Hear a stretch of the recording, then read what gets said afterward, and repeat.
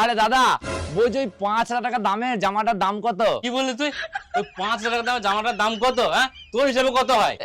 এই দেখো, জিজ্ঞেস তো করতে হবে আমাকে নাকি? হ্যাঁ, জিজ্ঞেস করবি মানে তোর বুদ্ধিতে কি বলে? হ্যাঁ, আরে আপনি তো গরম দেখাচ্ছেন। হ্যাঁ, গরম দেখানো তো কি করবো? হ্যাঁ, গরম দেখানো কি করবো? 5,000 টাকা দামের জামাটা তুই আবার দাম জিজ্ঞেস করছিস, কত দাম? দেখো ভাই, তোমাকে দেখি লাগছে আমার ভয়, সত্যি আমার খুব ভয় লাগছে। আমি এখন তোমার দোকান থেকে আর কিছু নেবো না। নিবি না মানে? নেবো না, তুমি মারছো আমাকে গরম, আর তোমাকে দেখে আমার লাগছে ভয়, ওই জন্য আমি পালিয়ে যাচ্ছি। এই তুই নিবি না মানে? সকালবেলা না। কোন টাইম তুই আমার কাছে দাম জিজ্ঞেস করে চলে যাচ্ছে? এই, দাঁড়া, দাঁড়া, দাঁড়া। এ দাদা, কি হলো মা? এই দুটো ব্যাগে কি? কি আবার নিয়ে আসবো? দুর্গাপুর চলেছে না, এর ভেতরে 5খানা জামা আছে, আর এর ভেতরে 5খানা প্যান্ট আছে আমার। আমি দুর্গাপুজো শপিং করেছি মা।